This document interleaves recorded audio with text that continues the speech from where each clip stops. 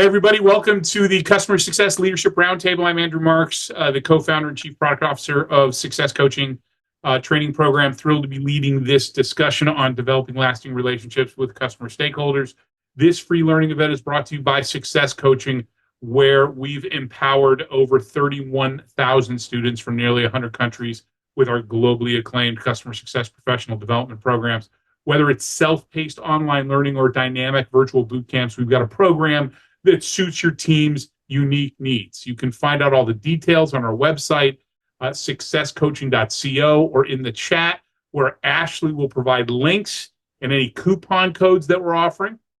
I also wanted to let any local Sacramento area customer success folks know about a live and in-person version of this type of event, along with some networking coming up on May 30th that Success Coaching is sponsoring. I've assembled a great panel discussion on balancing human and digital elements into customer journeys. I've got some great guests joining us. Ashley, please drop that link to the Eventbrite sign-up page, and you can find out all the details about that event there and register. And it is, by the way, a free event. For newcomers, this is where real-world advice meets practicality. We invite industry experts to share their experiences, ensuring our discussions remain grounded in the everyday challenges of customer success. Regardless of the company that you work for, the scope of your role, or the size of the customers your teams deal with, we aim to pick topics that are going to be practical and useful to you. A few housekeeping items before we get going. This webinar is recorded and we'll be posting a replay and transcript on our website early next week. We encourage active participation, so please feel free to ask your questions using that Q&A button located at the bottom of your Zoom interface. Questions with higher upvotes will receive priority during the Q&A session.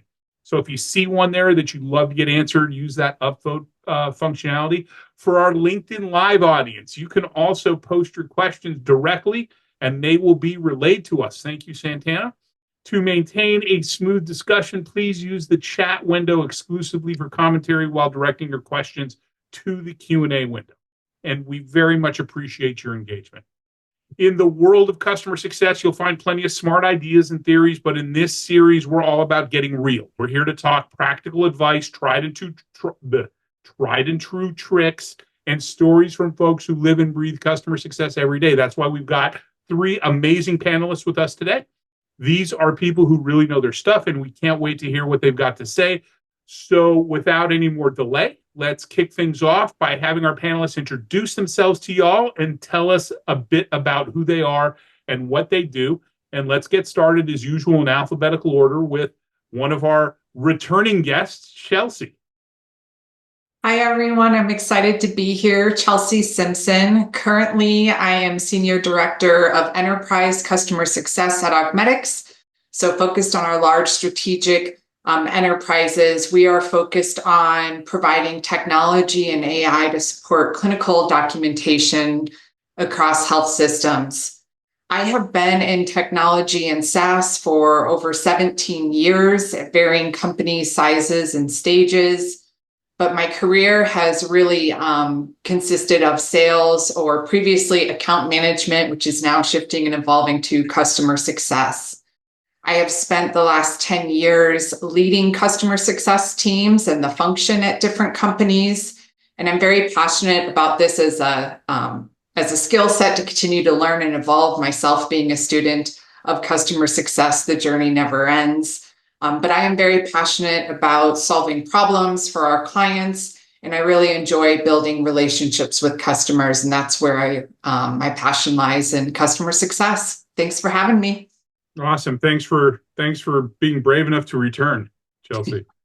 Definitely appreciate that. Deidre. Thank you, Andrew. Thank you very much. Hello, I am Deidre Williams, and I'm actually calling you from Dallas. So I was so excited to see the people calling in from Texas. So big shout out for Texans out there.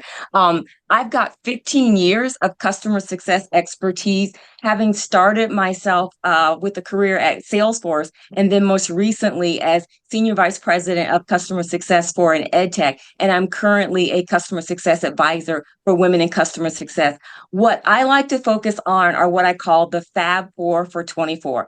The first Fab is definitely all around what I call customer-led revenue growth, the opportunity to grow revenue from your existing customers. The second fab is what I call customer time to value, really driving value for your customers and doing it at an accelerated pace. And then fab 3 is what I call customer success as a profit center, again, leaning back into that revenue growth for your organization. And the last fab is the most important one. It is employee experience, because customer success is one of the best jobs we can all have, but it is also a very challenging. So I'm looking forward to this discussion, because everything I talked about, all of those fabs, is really all about relationships. So I'll turn it over to Liz to finish us off. Thank you. Yeah. Awesome. Thanks.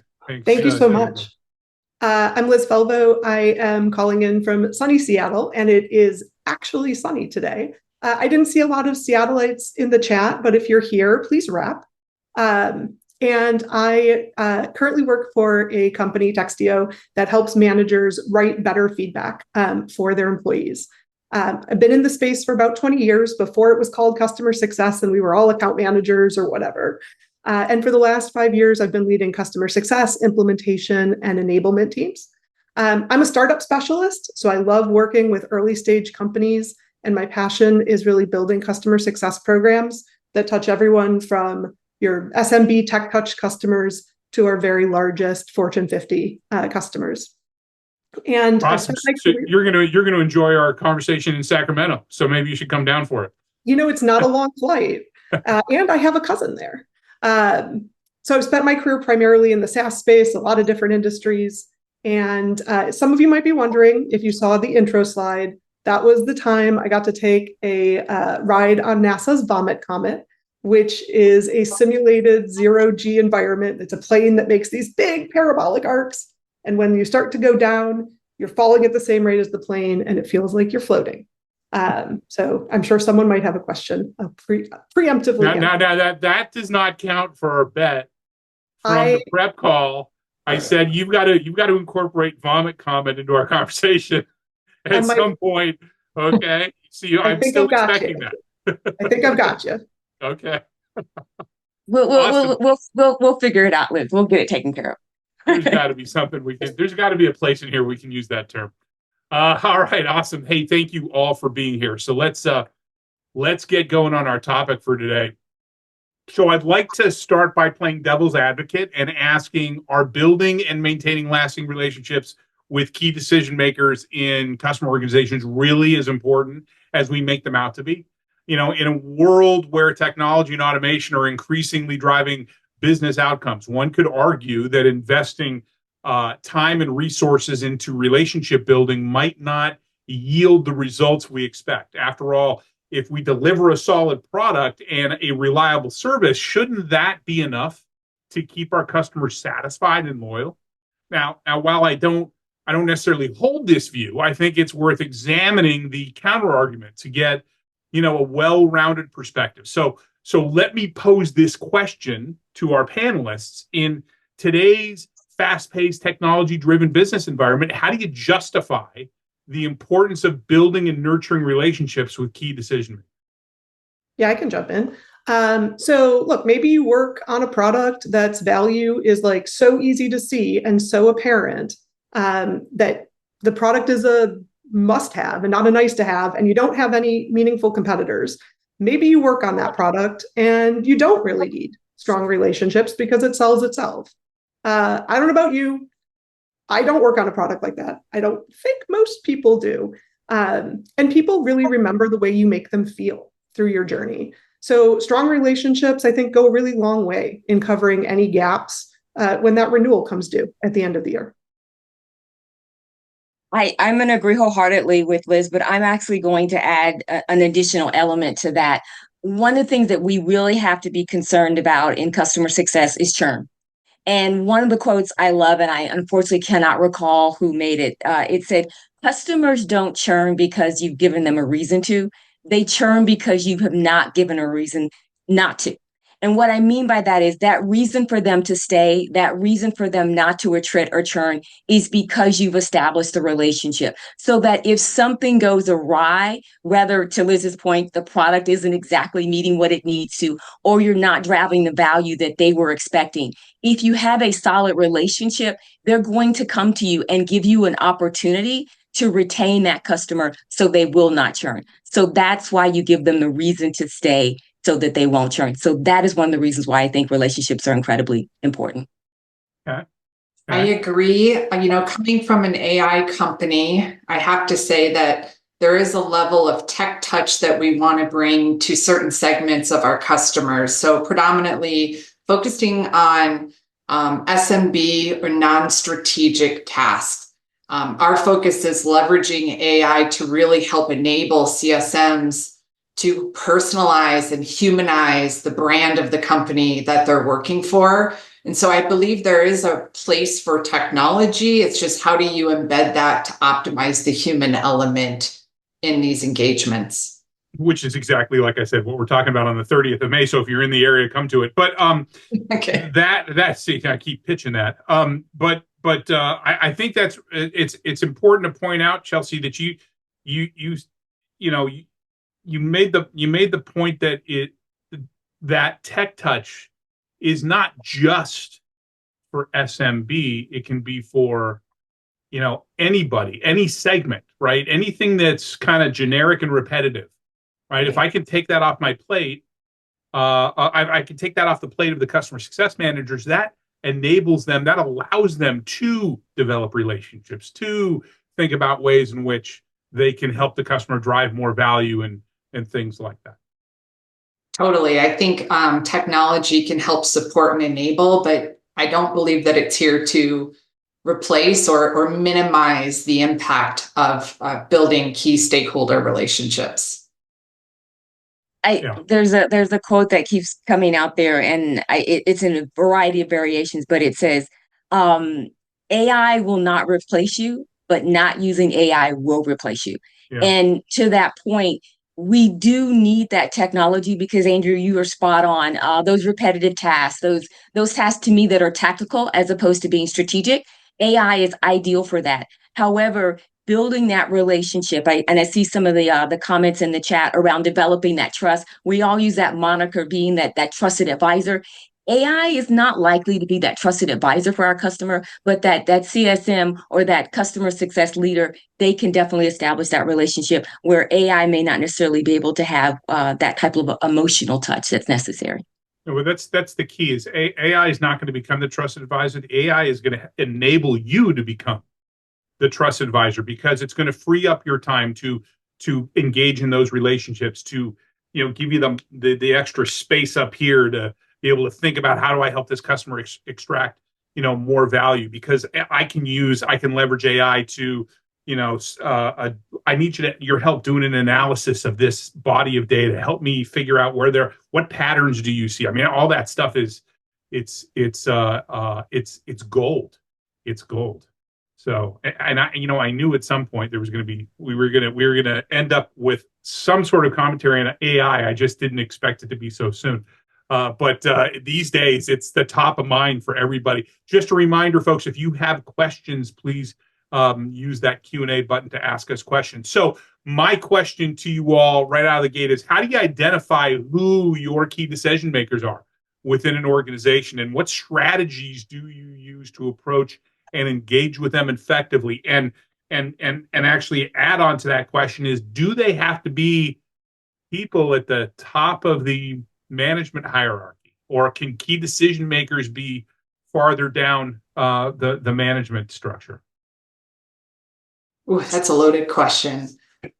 Many different layers there. I'm happy to take a first pass, but I think you want to have diversity in your stakeholders at an enterprise. It's ideal. I'm sure everyone strives to have a champion at the executive level. I think that person, they're most successful if they're an executive sponsor for the partnership, but where you see the most progress are the people that are helping to execute on the project as part of the partnership, and really bringing them as the champions to to extend your brand across their enterprise is key. And I think the way you identify those key stakeholders is really understanding who's the buyer, who are the influencers, what is their role, and how does it align to the project or the partnership, are all key areas to identify as you start an engagement.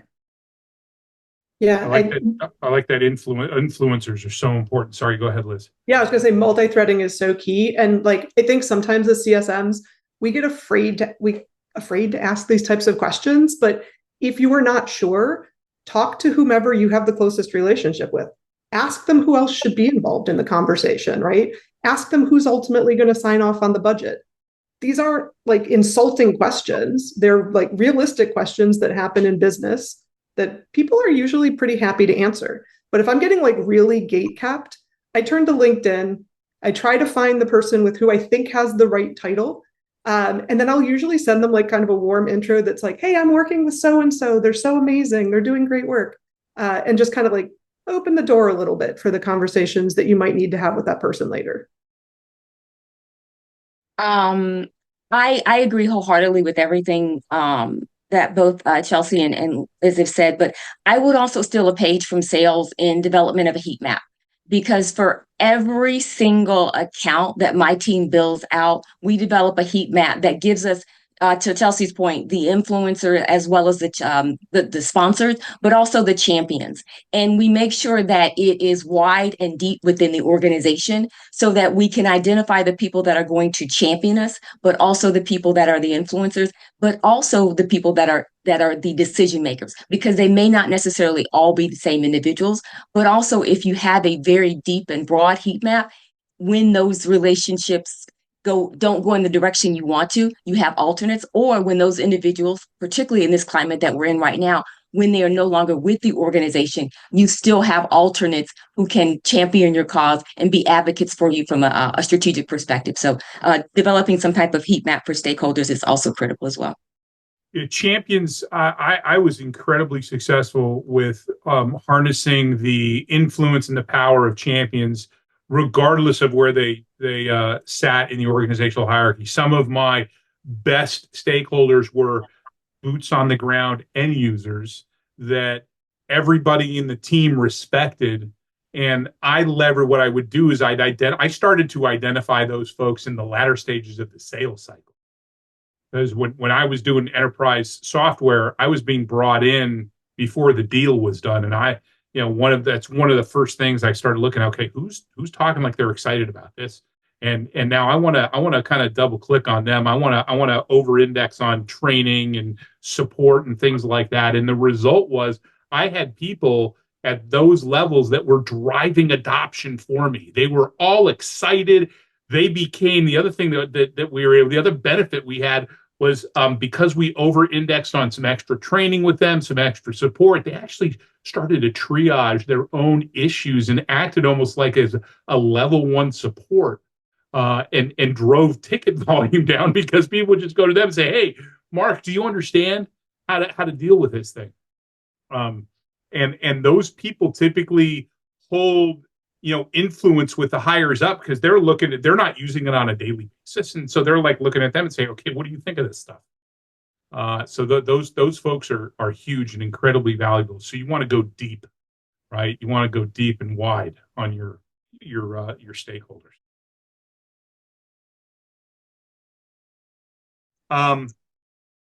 Anybody have an example of how you successfully built a lasting relationship with a key decision maker, and what impact that had to your relationship on customer success and loyalty?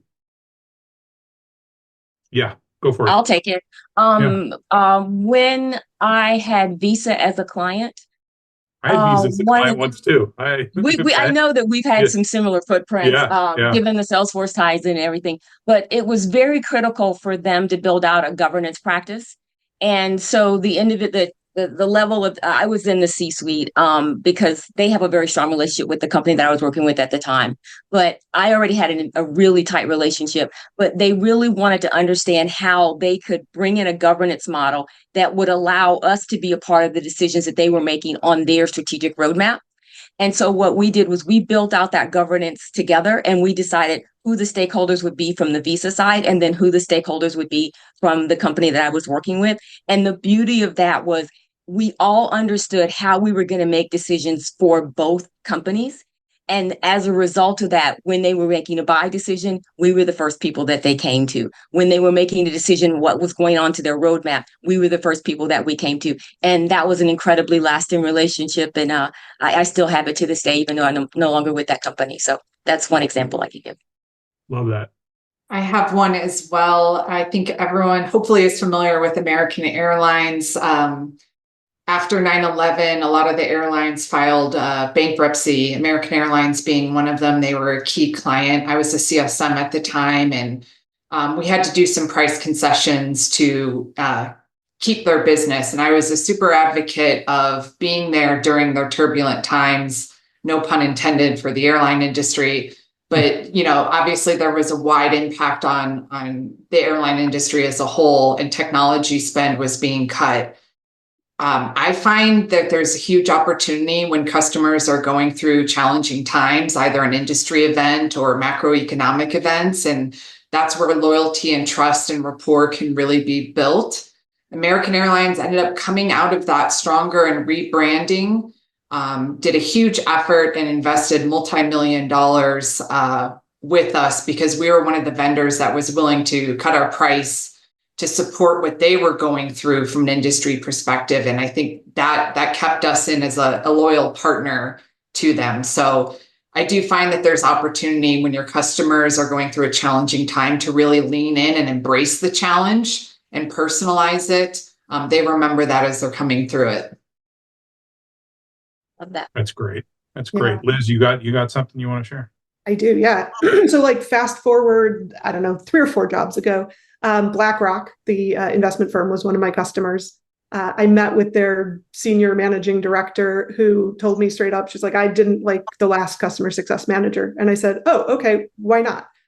She went through the reasons. I said, heard, let's accommodate in the ways that we can. I'm a strong proponent of not saying yes to everything a customer asks. And over time, we developed a really good relationship based on her feedback to me and my realistic answers back to her. So that's not the exciting part. Fast forward to my current role at Textio, or the past role at Textio, and BlackRock's a customer again, but nobody's been able to get a hold of them. No one at BlackRock will talk to us.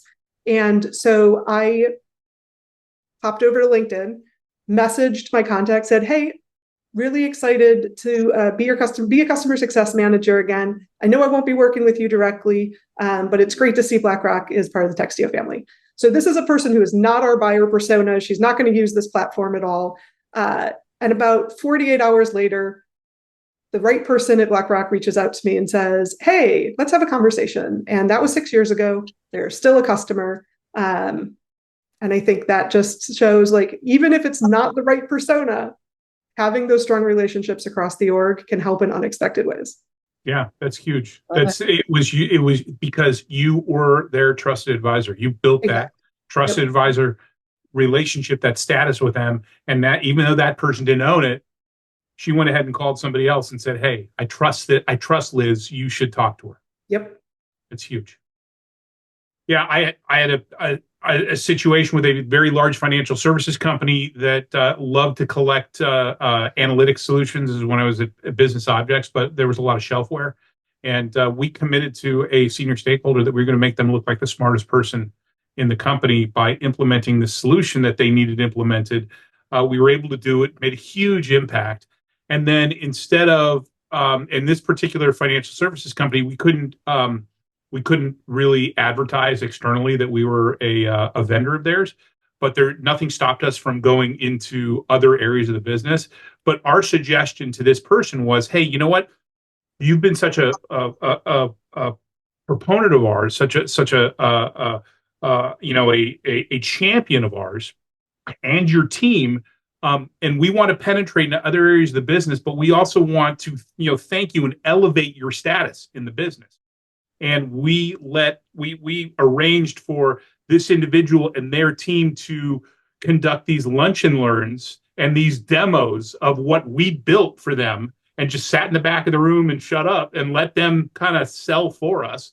And not only was that huge, right? There's no better, advocate than your customer, but it elevated those individuals, and they got promotions out of it because of the solution being so successful. So we went from one active installation in this financial institution to, by the time I left the company 5 years later, we had 18 active solutions running in various areas of the financial institution. So, that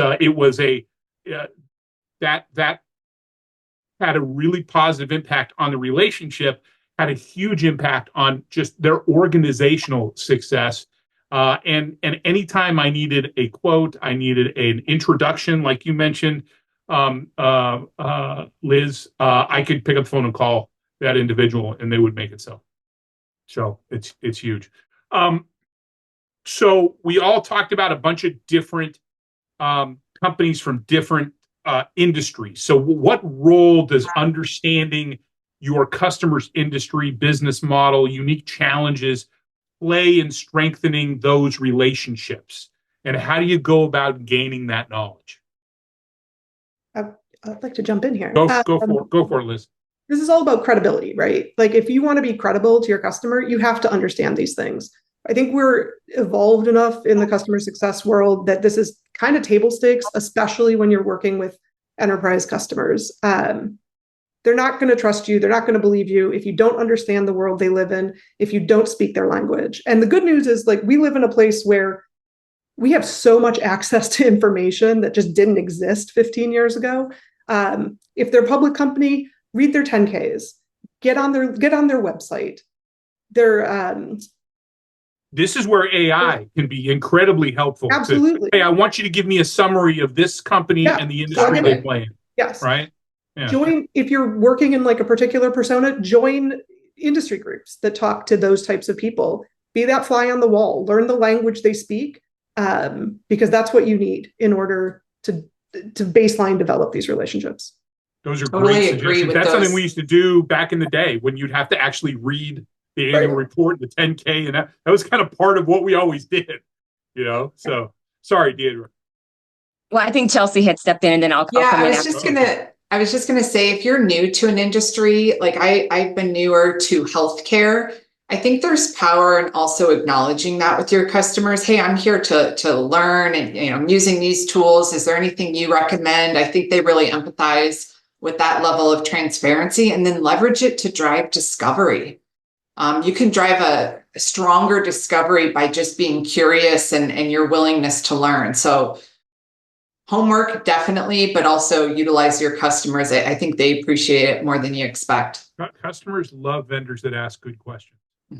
I agree wholeheartedly across the board, but I would also say two of the things that my teams do very successfully that are very strategic and drive the executive suite, because I'm seeing some questions about the levels that you should try to engage with, particularly regarding your level. But first and foremost, we build out customer journeys for all of our high touch customers. And what that allows us to do is you are going to get intel that comes directly from the customer, because in order to build out those customer journeys, you have to get their goals and objectives. And you're also going to get incredible information about their roadmap and, more importantly, who the key stakeholders are. Okay, so when I talked about that heat map earlier, you're going to build out the journey. But the second thing my team does really, really well is we do what we call customer objective reviews, very similar to QBRs. I've just done away with those. But with the core objective reviews, we have the representatives, to your point, Andrew. They present their roadmaps. They also present their strategic goals and initiatives. And that gives us incredible intel. And the beautiful thing about that is we've been able to develop success stories, press releases as a result of those, because it's in the voice of the customer. And then more importantly, it is a great opportunity to get referrals as well as customer success qualified leads. So definitely building out customer journeys as a way to get intel, and more importantly, doing customer objective reviews to get that additional intel as well. It's a great opportunity for you to ask why. Help me understand why these things are important, right? Help me peel That's the whole purpose. Yeah, exactly. Exactly. What other communication strategies or channels have you all found most effective in kind of maintaining a regular contact cadence that's meaningful with key decision makers? I think when I talked about earlier the governance piece, Yeah. one of the things that I generally do as a leader is if I've got a customer that's in an implementation, I'm sitting on their stakeholder discussions. So if they're doing an implementation, they've got a steering committee. And usually I saw someone ask a question around parity. If they have executives at my level, then I'm at parity with their executives and I get greater insight. So that's another way to have a regular communication, because those steering committee meetings are usually on either a monthly or a quarterly basis, and you get additional insights as a part of that, and it's a regular communication. Awesome. And we're going to get to questions in a minute here. Chelsea, Liz, anything to add? I know there's a lot of governance models and best practices out there. I think the one thing I would say is it's not a one size fits all. And actually asking the customer about the level of engagement and cadence that they want to see is another way to really understand the personalities that you're working with. And I have had some enterprises that really like to have like personal team building time. It's more outside of the meeting room in which, you know, you cover and get to know each other, but then a lot of tidbits are shared along the way. So just encourage everyone to always ask your customers, hey, here's what our standard is. What do you prefer? What would meet your needs? Just the fact that you're coming to them with, hey, we have a standard is going to be like, they're like, oh, wow, that's great. That's awesome. You might get a, hey, that's great, but we don't need this, but I'm impressed that you have one. Right. Yeah. It's the same thing. I used to tell my team, I'm like, you got to show up in that kickoff meeting and you got to demonstrate to them that we know what the hell we're doing. That's why you show up with a success plan that's filled out. That's why you have an escalation process. Hey, here's how we deal with escalations. Here's how we deal with governance. How does this work for you? All you're doing when you do that is, even though it might not make sense to take advantage of those things, they're looking at you going, okay, these people know what the hell they're doing. So you kind of get this little trust boost. Okay, I'm starting to trust these people more because they actually look like they know what they're doing, and they sound like they know what they're doing. And they're usually pleasantly surprised. Yeah, exactly. Exactly. Yeah, I would. Liz, you got anything to add? I definitely agree with meet people where they're at. One thing I do want to add to this too is if you've lost track of your decision maker, or if you need to establish that relationship, email's usually it's the method of business in a lot of ways. Don't get bogged down in the details, right? You've got 3 sentences, opening statement that shows what the value is, the issue you're having that you're trying to get them to help solve, and then whatever the call to action is. I think it was Daphne Costa Lopez who posted on LinkedIn this week, and she got an email that said, I am your CSM. Let's have a 15-minute call in the next few days. Nobody's going to respond to that. That's what gives customer success a bad name. Don't do that, right? Yeah. Exactly. Net stuff out. And and don't make it sound like you're just trying to check a box for your boss. Right? So let's before we get to the questions, one last thing. So, how do you navigate and overcome challenges that could arise in relationships with key decision makers, like a change in personnel, or their priorities are shifting, or there's a conflict of interest or something like that? Yeah. So anytime you hear that one of your key decision makers is leaving, it just that drop in the pit of the stomach that you feel, it's just like riding the vomit comet when you get to the top of that first arc. But it happens, right? And you got a point there. There you go. I was so worried you incorporated it. Awesome. Good job. But in both cases, there is nothing you can do about it, right? So you got to focus on what you can control. Are you multi-threaded? Figure it out with the other people that in that organization. They can help guide you. The loss of that person might be traumatic for them to be empathetic. But really, I just wanted to answer that question to get my vomit comment. To get your vomit comment in there? That's awesome. Good job. Well done. But seriously though, if you're multi-threaded, when something like that has happened, because I've always, and that's what we teach in our content is you got to be multi-threaded, right? But I was always, for the most part, multi-threaded. I looked at somebody leaving as an opportunity to go to where that person's going and sell my stuff. Absolutely. Right. So you can look at it as a bad thing, or you can look at it as a good thing. A lot of that depends on how you set yourself up. Right. I was just going to say, I actually thrive and I encourage my team on customer change, because with change is always opportunity. You get to reintroduce the partnership. You get to drive more discovery with new contacts. It can be disorienting at the beginning, but I think there's a lot of opportunity in change. I mean, of course, the key, you want to be multi-threaded, but I don't know about you all. There are challenges in which you're not multi-threaded. And you do lose a key contact and you move way down the totem pole within the organization. Like, I think we're all going to cringe when you get moved to procurement and that's your new point of contact. Oh yeah, that's cringe. That's cringe right there. That's cringe. Yeah. Yeah, but I will say that probably one of the largest renewals when I was an individual contributor, was like in the $2.2 million range, was with a customer where the entire team left and leadership down brought an entirely new team, and we were about to attrit at least 1.1 million of that particular customer, which would have been a major hit. And I am a anti-churn guru.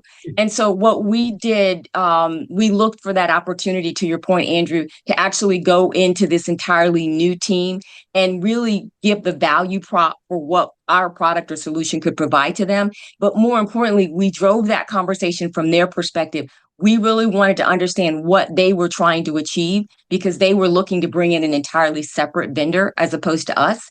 And at the end of the day, after we had several conversations to the points that were made, meeting them where they were, more personal conversations, not a QBR, not a success meeting, but really individual conversations with them about what they were trying to achieve. And we did a little bit of change management to help them understand who we were. We not only closed that deal at over 2.2 million, but we also had some additional opportunities out. So that was a relationship that we would maintain with zero churn and got additional revenue outside of it. So that's awesome. So, yeah. That's a great story, because that doesn't all that's a rare one.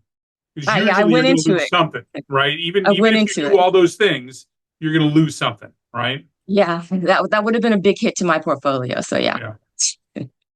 Awesome. How about we answer some questions?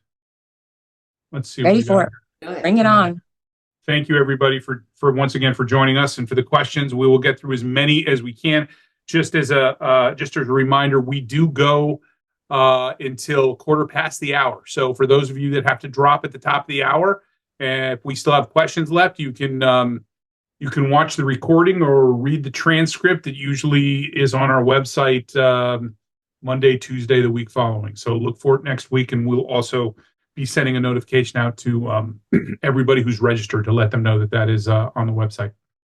So our and remember to upvote, by the way. So sorting based on upvotes, our first question comes from April. April, thank you for joining us and thank you for the question.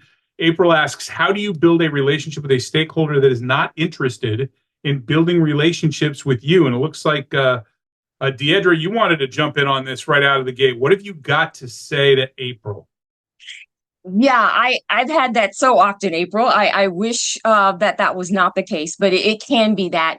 And so the first thing is, and we've talked a little bit about this, is really meeting that person where they are. So first off, quickly find out what their preferred level of communication is. And then the second thing is really getting to the root of why they're not meeting with you. Generally, what my team has found is when stakeholders ghost you or choose not to meet with you, it's because they don't feel like what you have to say drives value for them. So that goes back to those customer journeys. My team always, at least at the from an enterprise perspective, at the premier level, when we are dealing with customers for that white glove service, we build out those customer journeys. So we always know what their goals and objectives are. So if you're having conversations with them that are not directly tied to what they're trying to achieve, they have no reason to meet with you. So first, understand how they want to communicate. Second, figure out what their value drivers are, and then make sure that when you're having conversations with them, it's tied specifically to what they derive value from and not necessarily what you derive value from. Chelsea, Liz, you got anything that Yeah. any other, just any other thoughts? Just one thing to that is if you're stuck on like how to figure out what they want to talk about. I know I feel like I'm like repping LinkedIn here a lot, but if you get lucky and they're a LinkedIn person, go find something that they talked about recently on LinkedIn. Tie that back into whatever you need from them. Make it personal to them, and that's an easy way to find it. Yeah, always Totally. be thinking about their with them, right? What's in it for them? What's in it for them? Me, right? Yep. Absolutely. Agree. The biggest thing I think too for CSMs out there is you are the quarterback internally. So it doesn't always need to be you, and your job. And I think where you demonstrate leadership is saying, hey, I think our CRO's personality matches with this stakeholder, and looking within your organization and bringing a team effort to the customer engagement goes a long way. So it feels onus when you're the CSM and you're trying to break through, but that's where I encourage to leverage your team and your stakeholders to support the account. Awesome. Anything else to add? Anybody? Yeah, I mean, I agree with all that stuff. You know, make sure that when you're trying to net, make sure that when you're reaching out to those folks, you are making it worth their while, right? And by the way, sending them an email saying, "Hey, I'm your new CSM," is not a let's get 15 minutes. Is not a way to do that. April, thank you for joining us today. Thank you for your question. Deidre, can you hit the done button there for me, please, on the Q&A window so that disappears? I will do that. Thank you. Awesome. Thank you. All right. Let me refresh here. Our next question comes from Michael. Michael, good to see you, Michael. Michael's a frequent participant in this. Always has interesting questions to ask. Michael asks, can each of you provide your best tip for building a relationship with a decision maker that didn't want your product and now feels stuck with it? And Chelsea's going to wade into this one first. Chelsea, how do you deal with those customers that feel stuck with your product? It's timely. I'm going to do a book shout out. I happen to be reading it, but Think Again by Adam Grant. And what I love is the motivational interviewing.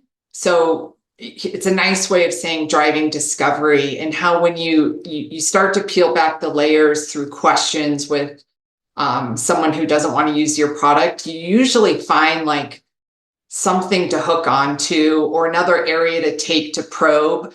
I don't have like a tangible answer, but I have found it to be incredibly impactful to just use it to drive motivational interviewing and discovery. And let's just say you hit dead end after dead end. This person is a closed book. That's okay. I would just acknowledge that and say, hey, I understand where you are. Like, how can I provide you value in the short term? And putting it kind of back on them to advise on how you can support them. Even if they don't want the product, you're still there to support the partnership. Okay. Good. Some good tips. Deidre, Liz, you got anything to add to this before I add mine? I'll let Liz go and then I'll go after you. Yeah. Yeah, I was going to say +1 to everything Chelsea said. And I think knowing when to, proverbially throw in the towel. We can't save them all. And prioritizing, everybody's busy, figuring out that if they're very much a dead end, say, how can I help you in the short term, and move on. I again, +1 to those. It's interesting. One of my previous companies, we actually had sold a product that ended up not making it on the roadmap. But the customer had already signed the contract. Oh, that's never happened to me. Oh no, yeah, I know. It's like, oh my God, that's so shocking. Yeah. Interesting situation. So me coming in as VP in that situation was really, really challenging. But to Chelsea's point, to Liz's point, I'll agree. Well, to both points. You need to be able to walk away. But what we did was we sat down with that customer and we said, this product is not, on the roadmap. It's probably not going to be on the roadmap anytime soon. However, we still want to retain your business in the future. So we parted ways very happily. But then when we did put the product on the roadmap, we came back to them and we actually allowed them to pilot that particular product. So they had, sight of first refusal, for lack of a better term, and they signed up as quickly as they could. And that was the beauty of it, is we admitted that mea culpa, that was a mistake made, but we also retained that relationship, and it was a very positive relationship going forward. Okay, I like that. I think that's a great suggestion. My tip is kind of to build off of what Liz mentioned earlier about multi-threading.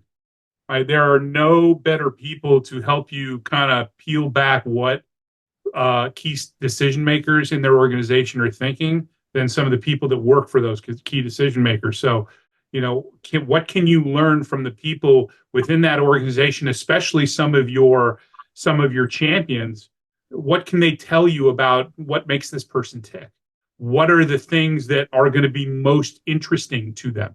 And can you extract enough information to create a narrative so you're not just showing up and saying, you're stuck with our product. It's, hey, did you know that this team is getting this value and this team, and that translates into X, right? They may feel like they're stuck with your product, but maybe you can kind of spin that in a way where they realize, hey, you know what? This product's actually really good for us.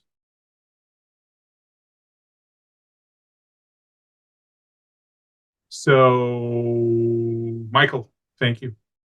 Thanks for joining us. Good to see you.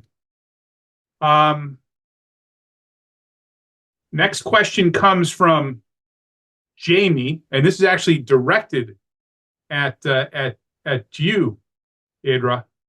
I'm curious why your team did away with QBRs. Did you find them ineffective for the time it took to pull everything together? Yes, and I apologize, Jamie. I had responded in the chat, but I found out later I was not responding to the entire group. But yes, we completely did away with QBRs, but I want to qualify that. We are still doing what I consider reviews. But what we do, as I said earlier, we do what's called a customer objective review.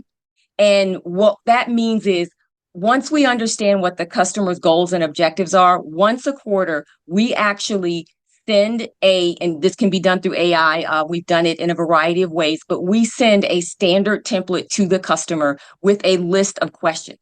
And we ask them to respond to those questions. And then we use that to build the agenda and the content for the customer objective reviews. And the beautiful thing about it is that executives show up to that. I've had C-suites attend those types of conversations, and they are excited because what they'll do in those cores is they'll present their roadmap. And I talked about this earlier, which gives us insight into what they're trying to accomplish and what's on their roadmap. They'll also present what's working well for them from our product or service perspective, but they also tell us what's not working or where we have opportunities for growth so that we can learn from that. And we talk about a variety of other topics, but I have to emphasize in those customer objective reviews, they're being driven and run and led by the customer in the customer's voice. So that's why we eliminated QBRs, and now we do what we call customer objective reviews. So Jamie, thank you for the question, and I hope that answered it. Awesome.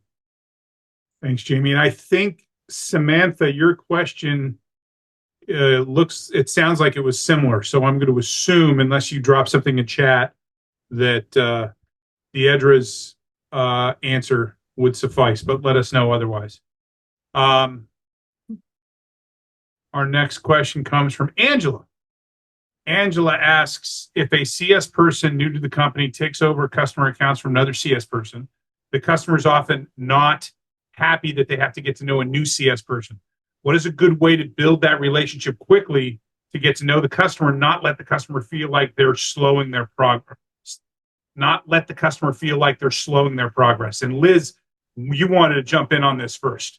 Yeah. And I'm going to put myself on mute because, of course, my gardener, who shows up every Wednesday at this time, is right outside my window. Showed up on Wednesday at this time. Yeah. So working in startup landia, people come, people go. It's not for everybody. So we do have like reassignments of accounts pretty frequently.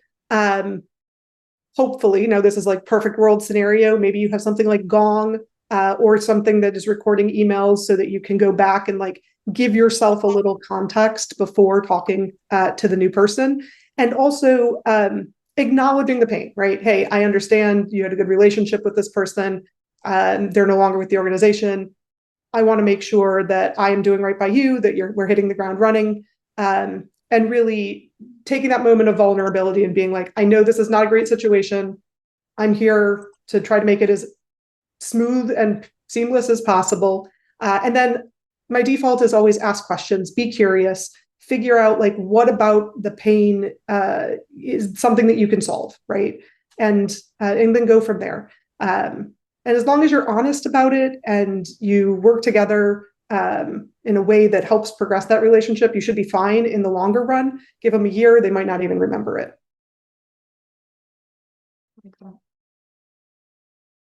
Anything to add, Chelsea? Deidre? I think she nailed it. Only thing I would add is like trying to find some small wins up front for that stakeholder, things you can deliver on. They might be tactical, but it builds trust really quick. But I think she nailed it. I have one tactical ad. Develop a customer dossier. When you do have to do this sort of thing, and I know there are companies out there that do this a lot, create a standard form that the person who is losing that customer fills out, and then sit down so that when you show up and you're talking to this new key stakeholder, you at least know what the hell you're talking about. You understand who they are, and that dossier isn't just about here's the products they're using. It should talk to you about these stakeholders. It should tell you this is this type of person and this is what's important to them and here's their personality, and so that way the new CSM shows up well armed to connect. Because the worst thing that you can do in that situation is have a new CSM show up and go, I'm going to ask you a bunch of the same questions that you've already answered, which I should know. Right? But it goes back to the technology, though. We talked about this earlier. If you're fortunate enough to have a CSP or even a CRM, a lot of that, what I would consider relationship content, should be tracked in your system, so that Andrew's looking up at the stars. Again, well, no, you use the term should, and having been in the CRM business for years, the should and the reality are two different things, right? I understand that. I qualified my statement. I didn't use the quotes, but I'm doing it now. But theoretically, it should be. I've had the privilege of working for and with some amazing CRM platforms as well as CSPs. And if you put the data in there, it does make that relationship building a lot easier. But to your point, it doesn't always happen. 100%. Having a lot of experience with Salesforce, right? I didn't call them out. It's not the technology. It's really more honestly the sloppiness sometimes. Or just people are so busy, right? And they don't. I know plenty of salespeople. The night before that every other week sales meeting with sales management, they're in Salesforce going, I got to catch up. I got to update all my objectives, even though the last meeting I had with this customer was a week and a half ago. I'm not going to comment. Yeah. Well, this is, and so this is where my kind of tactical kind of customer dossier thing is. It's a forcing function to ensure that the person who knows the most about that account is forced to kind of think about it, sit down and write something out. Shouldn't have to, right? In a perfect world, you are 100% right. 100%. You should be able to go right into your CRM system and see everything that's happened and understand everything you need to know about the customer. Yes, but coming back to reality. Yeah, exactly. Exactly. Yeah. Awesome. All right. Anybody else have anything to add? Angela? Awesome. Angela, thank you. Thanks for joining us. Thank you for that question. Liz, if you could hit the done button for me. Let's do the refresh and see who's next. Jennifer, thank you, Jennifer. Thanks for joining us. Thanks for the question. Jennifer asks, how often is your team communicating with executive stakeholders? And if they are not on a QBR, what type of communications do you have and how are you engaging them? I'm happy to take that if somebody's not taking it. Go for it. It's going to depend upon the level of organization. So at one of my companies, I personally had a regular communication with the C-suite. This particular individual preferred an email. And so what I did was a roll up for my entire team to let them know everything that was line of sight for their organization that was coming from the voice of my team, because I wanted to elevate my team. But more importantly, it was something that they preferred. And what was interesting was they rarely responded unless that something piqued their interest. And then I would immediately get a call and that would be a conversation. But again, that goes back to the point that was made earlier, meeting them where they are. The other thing is I've had executives really prefer what we consider an executive briefing review, which is similar to a core, but it is specifically at the executive level. It's more strategic and it really hones on those goals at that C-suite level. The cadence depends upon that individual. So it's again, meeting them where they are, but those are more personalized engagements and they're very critical. I love that. Customer preference is super important. Yes. Right. I had a chief customer officer who I've known now for 10 years. She just landed her 5th company. Actually, it's been more than 10, probably 12 years that we've known each other. Just landed her 5th company. And I know that if there's something I need to talk to her about, I send her an email, but I also text her because she wants to get the text from me, right? The email has the detail. The text has, hey, I got a question for you about X, Y, and Z. The details are in the email. She'll be sitting in a board meeting and she will respond to me. Right. So I met, and that was her preference from the start. She's like, if you need to get a hold of me, you need to text me. And that's how we communicate. And that was her preference. I met her where she wanted me to meet her. So that's key. And I just want to add one other point to that, because that was challenging for me because that was not my preferred mode of communication initially. But I do find, particularly at that level, it is a preference. So yeah, very much. Yeah. Now, we're not going to solve a problem via text, but what we are going to do is we're going to have a back and forth, and and what it's going to do is it's going to tee up this email that I'm going to send you with all this detail, right? That you need to make a decision on. Or sometimes we do. Sometimes I've built up enough trust with her so I can say, here's what's going on. Here's what I recommend. How do you want me to proceed? And she'll typically respond with, well, if that's what you're going to recommend, then I say we go that way, right? Now, once again, that's not something you just instantly have. This has been built up over a decade, that trust. But yeah, she responded to text messages, so that's the way I met her where she wanted me to meet her. Any additions, Liz, Chelsea? Okay. Our next question, let me hit the refresh here, comes from Audrey. Thank you, Audrey, for joining us, and thanks for the question. Audrey asks, what's your first move when you lose a key champion and you have not multi-threaded? Mine is, okay, so I don't know about the rest of you. Vomit comment. Yeah. Vomit comment. Totally. There's the vomit comment moment. There's another one. So Liz, I mean, you brought up multi-threading and vomit comment. First, what do you got? You got anything for Audrey? Yeah, I mean, give yourself that moment of panic, and then never do it again. Make sure. Totally learn from it, right? Learn from it. Yep. Go back through your relationship with the company. Is there anybody else that you talked to in the past that was maybe on an onboarding handoff email 2 years ago that you can reach out to? If there's nobody, if you have a list of users, figure out who the power user is or are, go to them, ask them, hey, I understand that such and such has left the firm. I know you've used our product a whole bunch. Can you point me in the right direction? Who should I be working with next? Those have been 2 strategies that I have used in the past that seem to have worked. Awesome. Good. Chelsea? I think those are great. There's usually, 9 times out of 10, probably other contacts in a archive somewhere that you can engage. The other thing is like utilizing your own team who might have worked with someone different in the past, and maybe it's someone from operations or product, but leveraging your team to support the account and having them reach out and drive engagement, or an executive sponsor.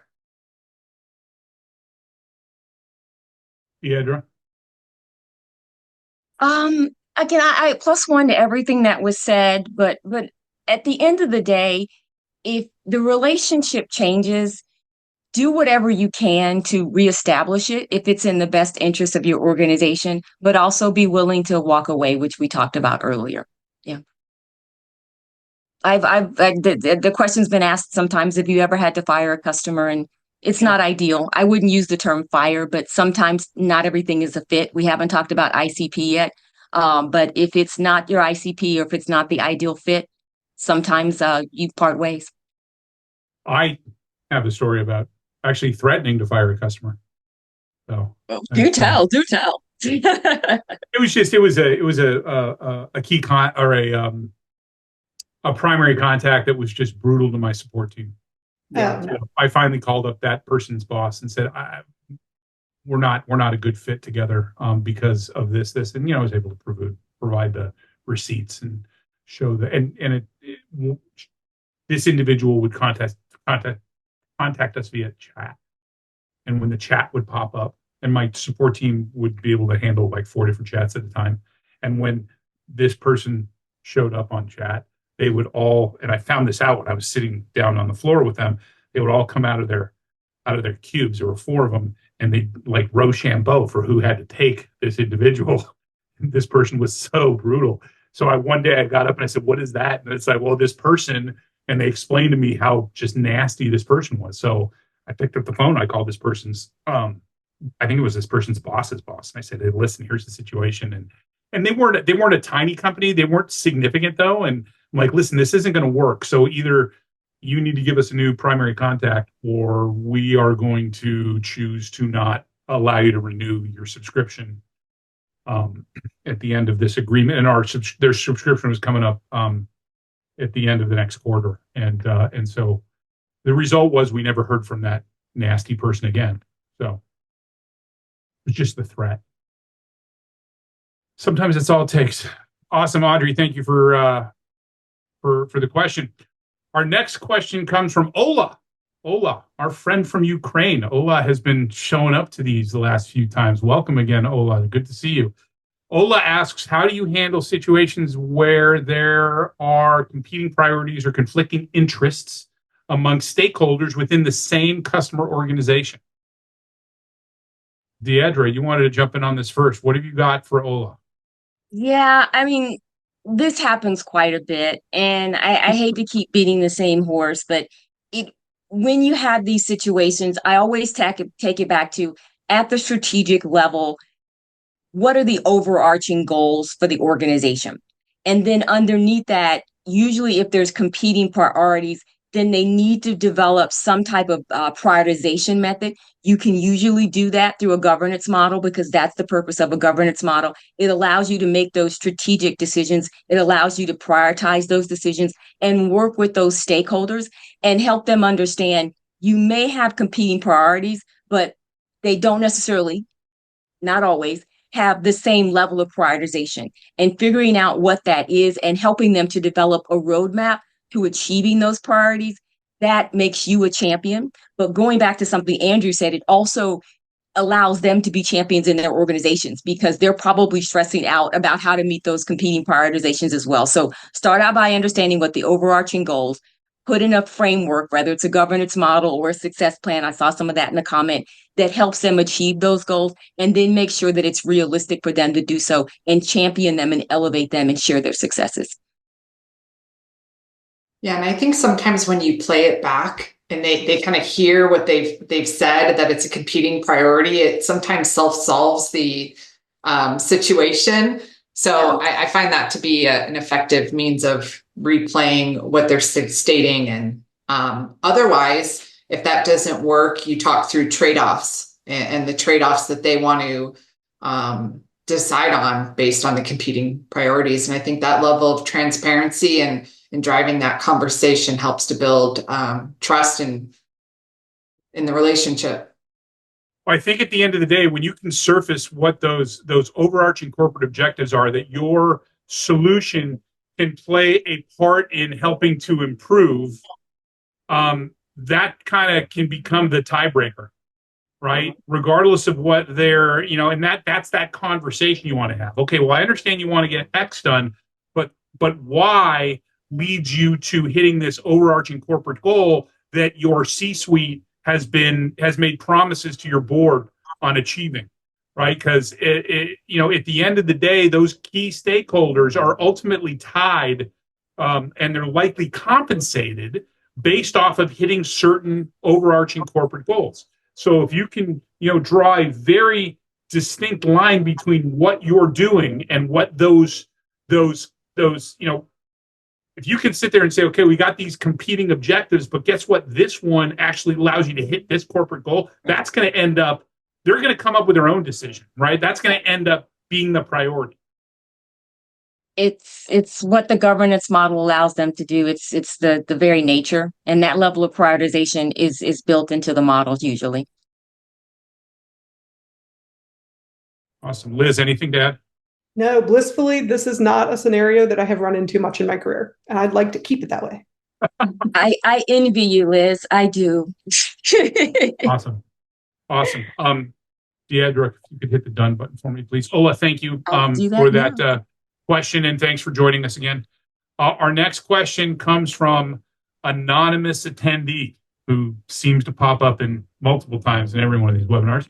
Anonymous asks, can each of you please define what relationship means, especially in the enterprise strategic level? What does relationship look like to you to have major success?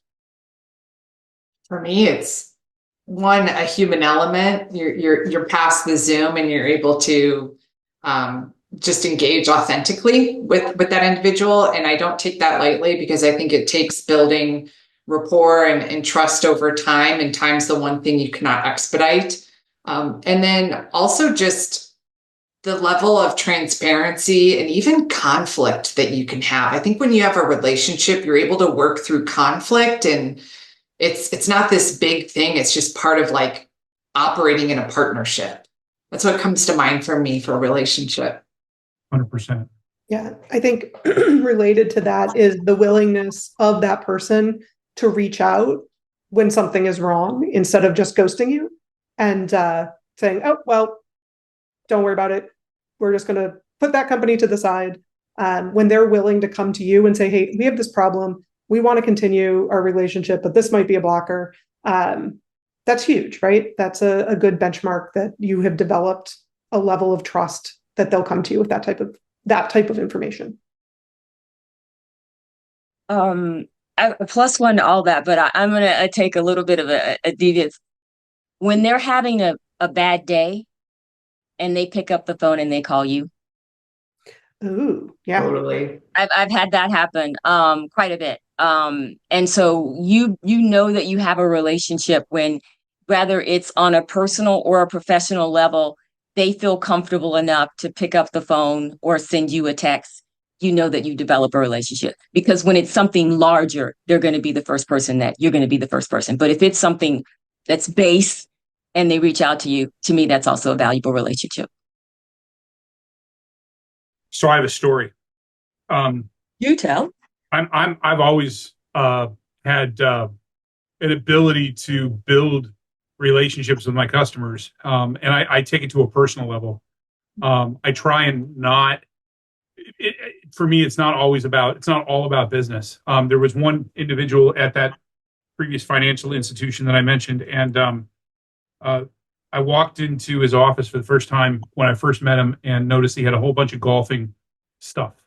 He had a little putting green. He had all those. You remember those accessories posters? Oh yes. Oh my gosh. Yes. Yeah. So he had all these golf accessory posters, and at the time I was playing a lot of golf. I was really into golf. I mean, I haven't picked up my sticks now in 5-6 years, but I play golf all the time. And so I sat down in his office for this 1-hour meeting. We spent 45 minutes talking about golf. Right. Because I keyed on, hey, here's something that we both are into, and it's a great opportunity to establish some rapport. Right. Because establishing rapport is so important in making a connection with folks. After I left the company, I was at Dreamforce matter of fact, about 8 years later, all of a sudden, this guy walks up to me from behind. I hear this booming voice. This guy's name was Charles. This booming voice, and this guy was. I'm 6'2". He's probably 6'5", and good 300 pounds. Big man, really big man, big hand. I mean, I hear this Andrew Marks, and I turn around, and he gives me this bear hug. Says, "My God, my friend, it's been so long," and I'm like, "See that's an indicator." Right, that I did a good job building I hadn't done any business, hadn't even seen the guy in like 8 years. Right, and I'm like, okay, what I did, makes sense. What I did had an impact, and they became a core part of my book of business. So, question: Who was the headliner that year? Do you remember? At Dreamforce. I'm trying to remember if that was was it Red Hot Chili Peppers when it rained? Oh, if the Chili's were the year. No, Green Day was the infamous. No, it was rain. Green Day. It was Green Day when it rained. Infamous rain. Oh, yes. You are part of a legend, my friend. Yes. They talked about that. Day. I was there. It happened before I got there, but that was the first thing everybody talked about. That is legendary. All right. Yes. I went to a lot of Dreamforces. So, awesome. Thank you, anonymous attendee, if that's your real name. Let's. I have one more question from Jessica.